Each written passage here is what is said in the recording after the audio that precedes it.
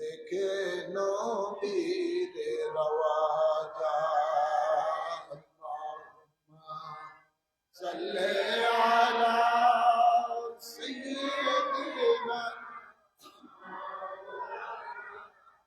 মুহাম্মদ ওয়া আলা আলি সাইয়্যিদিনা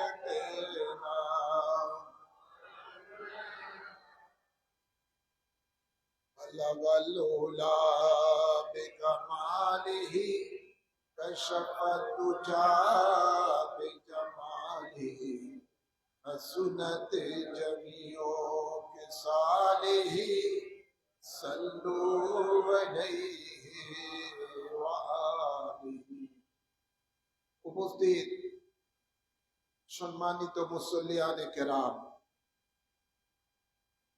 মহান রব্বুল ইজ্জতের দরবারে শুরুতেই শুকরিয়া আদায় করি, যিনি আমাদের সকলকে ঐতিহ্যবাহী ইমামে রব্বানী দরবার শরীফের বাইতুল মুকাদ্দাস জামে মসজিদে পবিত্র সফর মাসের প্রথম জুমা আদায় করার জন্য আসার তৌফিক দান করেছেন। এই জন্য সকলের শুকরিয়া দান করি আলহামদুলিল্লাহ। অসংখ্য অসংখ্য দুরূদ ও সালাম পেশ করছি নূরের নবী, রহমতের নবী, কুল কায়নাতের নবী, আল্লাহর প্রিয় বন্ধুর কদম মোবারকে। আল্লাহুম্মা আমিন বলেন। সাথে সাথে আরো অসংখ্য দুরূদ ও সালাম পেশ করছি আলে রাসূল পাকের কদম মোবারকে। বিশেষ করে রাসূল পাকের 40তম বংশধর औलाद रसूल गौस जमान कुतुब जमान मुजद्दिद जमान इमाम रब्बानी सानी वस्कुरूनी अल्लामा अबू नसर सैयद आबिद शाह मुजद्दिदी अल मदानी রাদিয়াল্লাহু তাআলা আনহুর কদম মুবারকে অসংখ্য অসংখ্য সালাম কদম বুসি পেশ করে সংক্ষিপ্ত আকারে জুমার আলোচনা শুরু করতে যাচ্ছি। আল্লাহ কবুল করুন, আমিন। আল্লাহ তাবারক ওয়া তাআলা ইরশাদ করেন, কুলিল্লাহুম্মা মালিকাল মুলকি তুতিল মুলকা মান তাশাউ ওয়া তানজিউল মুলকা মিম্মান তাশাউ ওয়া তুইজ্জু মান তাশাউ ওয়া তুযিল্লু মান তাশাউ বিয়াদিকাল খায়র ইন্নাকা আলা কুল্লি শাইইন কাদির। সুবহানাল্লাহ বলেন। আল্লাহ বলেন, বন্ধু আমার, আপনি এলান করে দেন এই মুলকের মালিক হলাম আমি আল্লাহ। সুবহানাল্লাহ বলেন না? মুলকের মালিক কে? আল্লাহ। আল্লাহ বলেন, এই মুলকের মালিক হলাম আমি আল্লাহ। আবার এই মুলকের মধ্যে আমি আল্লাহ, আমার মুলকিয়তের মধ্যে আমি আল্লাহ যাকে চাই তাকে এই মুলকিয়ত দান করি। আবার যাকে ইচ্ছা হয় আমার, তার থেকে আমি মুলকিয়ত ছিনিয়ে নিই। সুবহানাল্লাহ বলেন।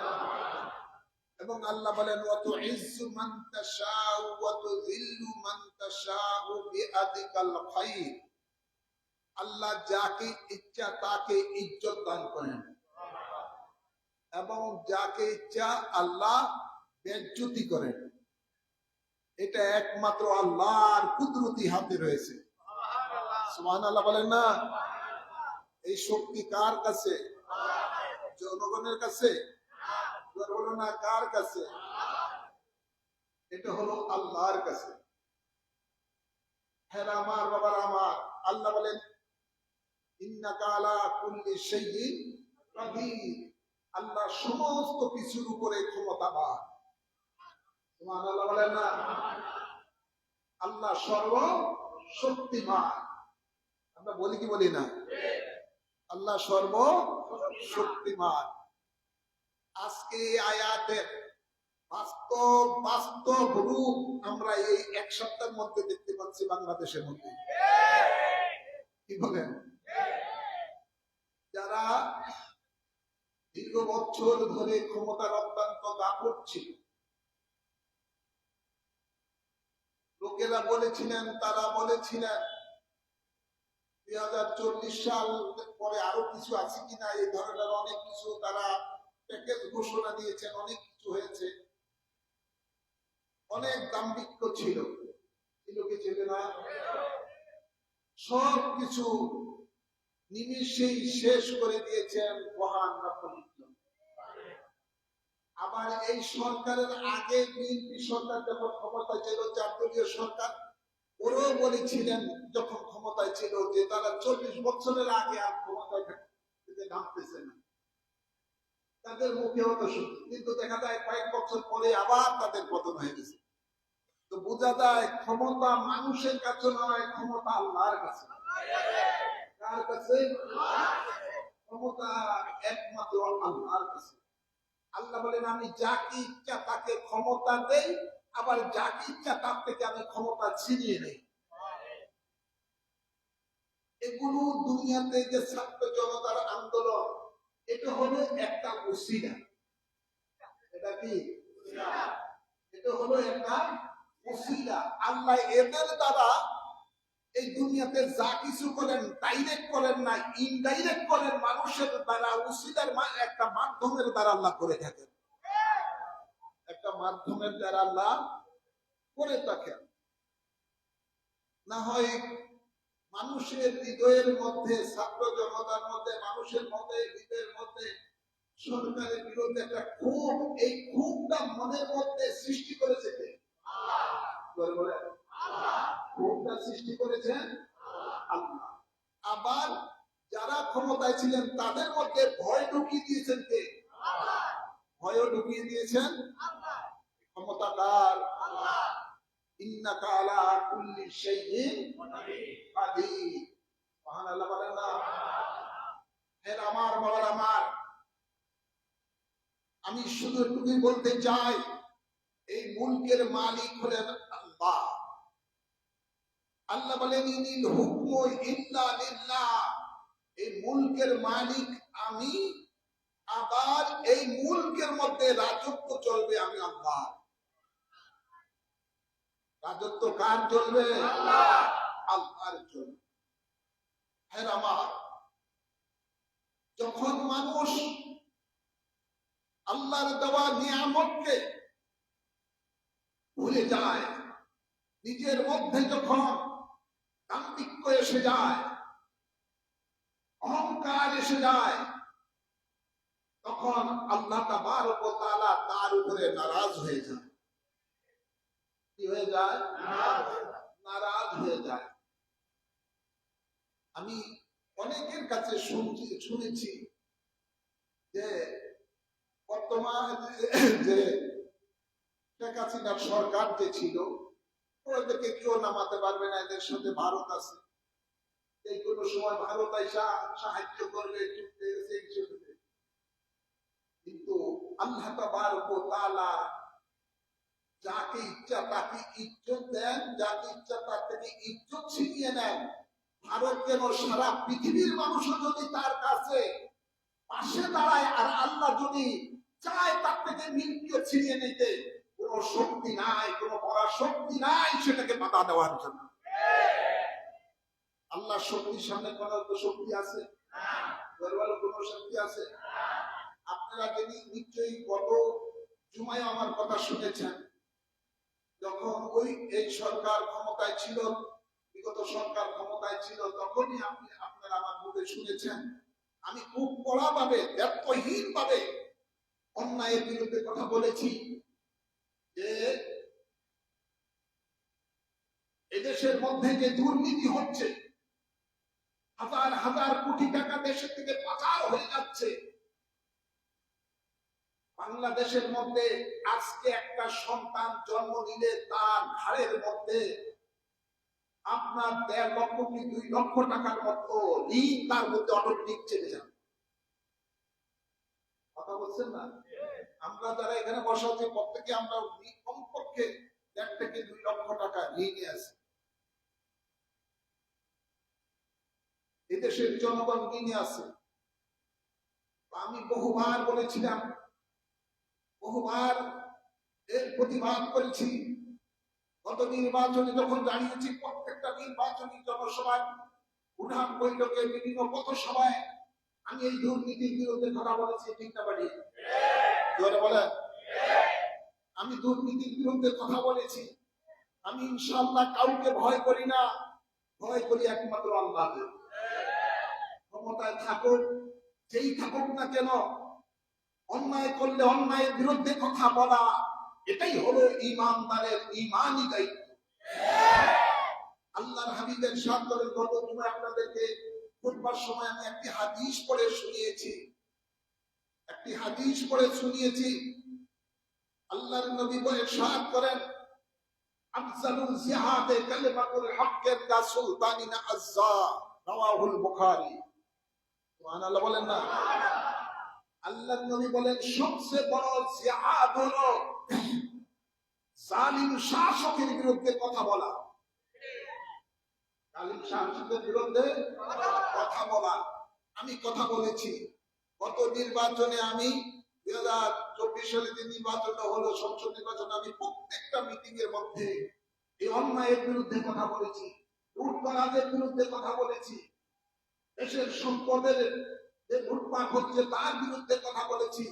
বিশেষ করে কথা বলেছি এটাই, এই দেশের মধ্যে ভারত থেকে হাজারো পুলিশের মধ্যে লোক নিয়ে হয়ে গেছে। এদেশের মধ্যে বিজেপির মধ্যে তাদের লোক ঢুকে গেছে ইন্ডিয়ার বিভিন্ন ভাবে। আমি এই ইন্ডিয়ার বিরুদ্ধে কথা বলেছি। এখনো মেসেজ আপনারা যদি দেখেন, গত কয়েক বছর আগে আমি নারায়ণগঞ্জে একটা মাহফিলের মধ্যে এই বিশেষ করে ইন্ডিয়ার বিরুদ্ধে, ভারতের বিরুদ্ধে খুব জোরালো বক্তব্য ছিল। চাঁদপুর প্রেস ক্লাবের মধ্যে একটা সেমিনার হয়েছিল, ওখানে আমি খুব কড়া ভাবে বক্তব্য দিয়েছি। কিরে বাবা, যেখানে যাই সেখানে হিন্দু মুসলমানের এই দেশে অভাব করছে। কন্টনাবাদ যেখানে যাই, সচিব থেকে হিন্দু, উপসচিব দেখেছি হিন্দু, জয়েন্ট সেক্রেটারি হিন্দু, বিভিন্ন ভাবে যেখানে যাই, এমনকি মাদ্রাসার মতো, বোর্ডের মতো হিন্দু, এমনকি এক মাদ্রাসার অন্তর্গত পর্যন্ত দিয়ে দিয়েছে হিন্দু। এদেশের মধ্যে মুসলমানের অভাব। এগুলো সব ছিল ভারতের ষড়যন্ত্র। তো আল্লাহ তাবারক ওয়া তাআলা তিনি ছাড় দেন, ছেড়ে দেন না। মানুষ যখন অন্যায় করতে করতে যখন সীমা লঙ্ঘন করে ফেলে, তখন তাকে আর ছাড় দেওয়া হয় না, তখন তাকে কঠোর হাতে আল্লাহ তাবারক ওয়া তাআলা সেটার কঠোরভাবে সেটার জবাব দিয়ে দেন। আমাদেরকে শিক্ষা নিতে হবে, যারাই আসছেন বা ভবিষ্যতে যারা আসবেন, জনগণকে এটা শিক্ষা নিতে হবে। ক্ষমতার মালিক জনগণ নয়, ক্ষমতার মালিক হলেন আল্লাহ। ক্ষমতার মালিক হলেন আল্লাহ। আল্লাহর বিরুদ্ধে কেউ যদি যায়, কোরআন সুন্নাহর বিরুদ্ধে কেউ যদি যায়, আল্লাহ তাকে সাথ দেন না। আল্লাহ তাকে তার উপযুক্ত শিক্ষা তাকে মুহূর্তের মধ্যে দিয়ে দেন। কি বলেন? উপযুক্ত শিক্ষা মুহূর্তের মধ্যে দিয়ে দেন। সেটাই আমরা বাস্তব এই এক সপ্তাহের মধ্যে দেখলাম।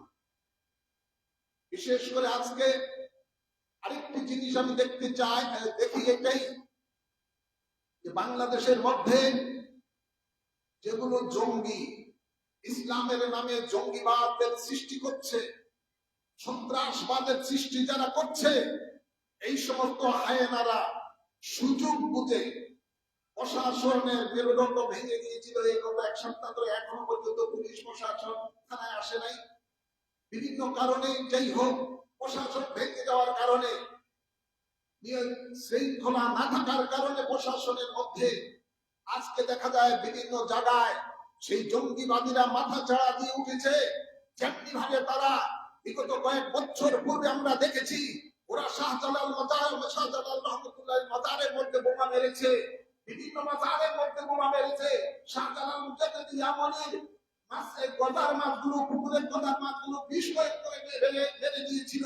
এমনি ভাবে বিভিন্ন ভাবে তারা আক্রমণ করেছিল ওলি আল্লাহ আপনার মাজার শরীফে, পূর্ণভূমিতে এখন তারা আবার মাথা চাঁচা দিয়ে উঠে ইদানিং কালে এই ধরনের নেককারজনক কাজ তারা শুরু করে দিয়েছে।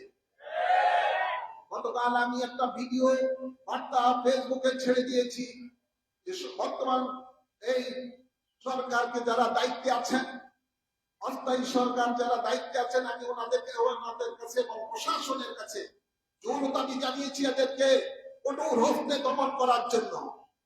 এই দেশ ওলি আল্লাহর দেশ, এদেশ কারো বাপদাদার দেশ নয়। এদেশ বাবা শাহজালালের দেশ, এদেশ বাবা শাহপুরানের দেশ, শাহ আলী বুগদাদির দেশ, খানজাহান আলী রহমতুল্লাহের দেশ, শাহপুরানের দেশ। সুতরাং এই দেশের মধ্যে আল্লাহর ওলিদের দিকে যারা তাকাবে, আল্লাহর ওলিদের মাথা ভাঙার জন্য যারা তাকাবে, ওদের চোখ উপড়িয়ে ফেলার জন্য কোটি কোটি সুন্নি জনতা এখনো ধৈর্য ধারণ করে আছে। ধৈর্যের যখন দাঁত ভেঙে যাবে, জঙ্গিবাদীদের স্থানে বাংলার জমিনে থাকবে না।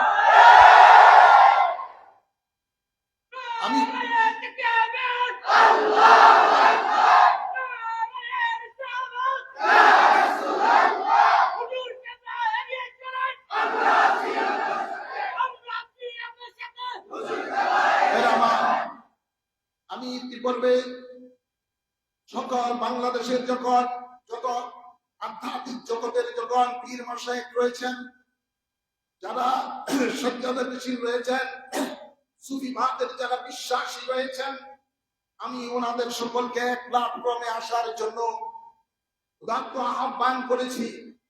আমরা ঐক্যবদ্ধভাবে ইনশাআল্লাহ এই জঙ্গিবাদের বিরুদ্ধে আমরা রুখে দাঁড়াবো।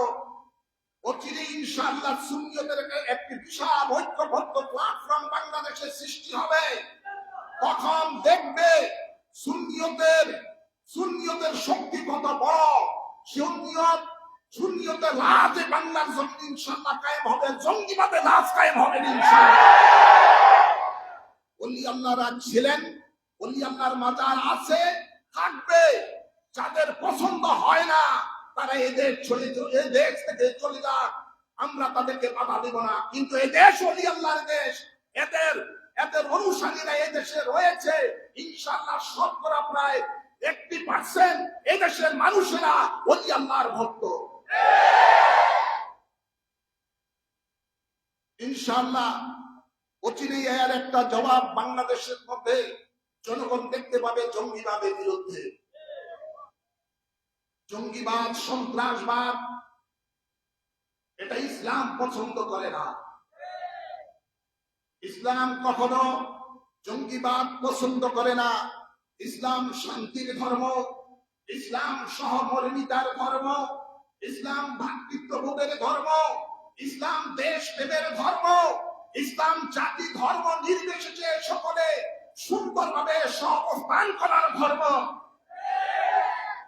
আমরা দেখতে পাই তথাকথিত কিছু এই জঙ্গিবাদীরা কিছু জায়গার মধ্যে দেখতে পাই এটা আইওয়াস।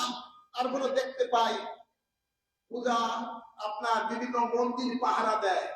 আবার এই মৌলবীরাই আবার দেখা যায় বিভিন্ন জায়গায় মাজার ভাঙতেছে। কথা বলছেন, মাজার ভাঙতেছে। আজ আমি বলতে চাই, তোমাদের মাজারের সাথে এত দুশ্মনী কেন? তোমরা কি ভুলে গেছো হাদিসে কুদসির মধ্যে রয়েছে, মান আদালি ওয়ালিয়ান ফাকাদ আযানতুহু বিল হারব। আল্লাহ বলেন, যারা আমার ওলিদের সাথে দুশমনী করে আমি আল্লাহ তার বিরুদ্ধে যুদ্ধ ঘোষণা করি। আমরা বিশ্বাস করি, আহলে সুন্নাত ওয়াল জামাতের আকীদারা বিশ্বাস করি, এদেশের মধ্যে জাতি ধর্ম নির্বিশেষে সকল ধর্মের মানুষেরা তারা স্বাধীনভাবে তাদের ধর্মীয় কাজ পালন করবে। কারো কোন ব্যক্তি কোন অন্য ধর্মের কোন উপাসনালয়ে কোন রকমের আঘাত করা ইসলাম সেটা বৈধ করে না। ইসলাম সেটা হারাম ঘোষণা দিয়েছে। হিন্দু বলেন, বৌদ্ধ বলেন, খ্রিস্টান বলেন, মুসলমান বলেন, সকলে তাদের নিজ নিজ ধর্ম স্বাধীনভাবে পালন করবে। কারো উপরে কোনো জুলুম করা ইসলাম অধিকার দেয় নাই। তাই আমাদের জন্য এদেশে আল্লাহর ওলিরা যে ইসলাম নিয়ে এসেছেন, সেই ইসলাম হলো সত্যিকার মদিনার ইসলাম, সেই ইসলাম হলো সুবিবাদের ইসলাম, সেই ইসলাম হলো ভাতৃত্ববোধের ইসলাম, দেশপ্রেমের ইসলাম। এই দেশের মধ্যে জঙ্গিবাদের ইসলামের কোন স্থান নাই, থাকবেও না। তো আজ আমরা আশা রাখি, আমরা এদেশের মানুষ বিশ্বাস রাখেন, বর্তমান অস্থায়ী যে সরকার গঠিত হয়েছে, এই সরকার যেন চতুর্দিক দিয়ে খেয়াল রাখেন, কোন অবস্থায় যেন কোন বলি আল্লাহর বাজার বলেন, মসজিদ বলেন, খানকা বলেন, মাদ্রাসা বলেন, কোনো কিছুর উপরে যেন জঙ্গিবাদীরা কোনো ফুলের টোকা না দিতে পারে।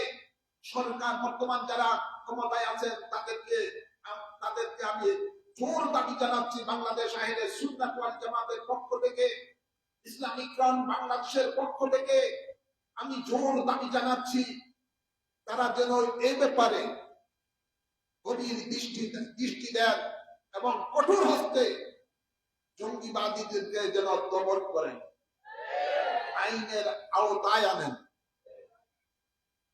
আমরা চাই কি চাই না? আল্লাহ কবুল করুন।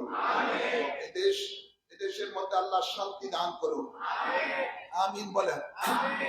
এদেশের মধ্যে আল্লাহ শান্তি দান করুন।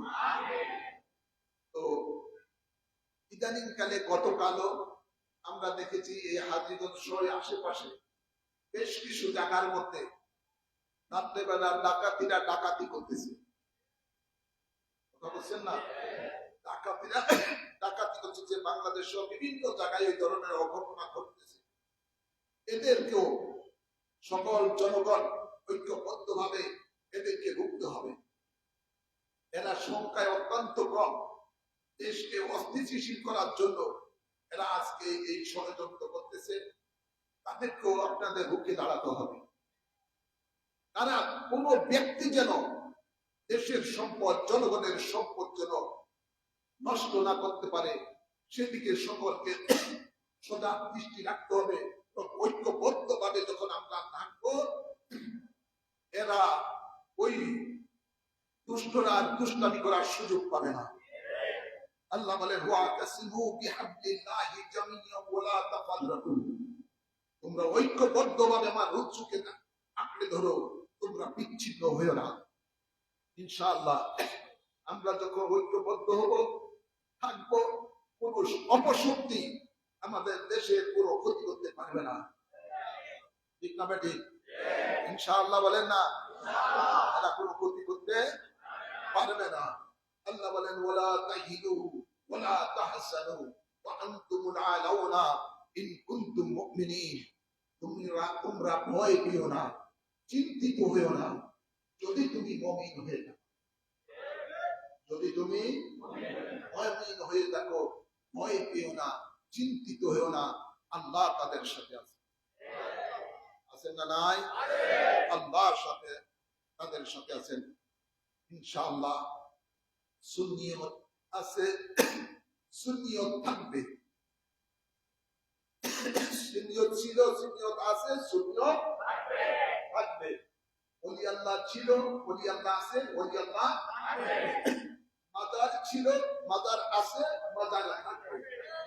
মাজারের বিরুদ্ধে যারা হাত থাকে, তাদের হাতকে কঠোর হস্তে ভেঙে দিতে হবে। সেটা ঐক্যবদ্ধ দরকার আমাদের। আল্লাহ কবুল করুন। আমিন। ওয়া মা আলাইনা ইল্লাল বালাগ।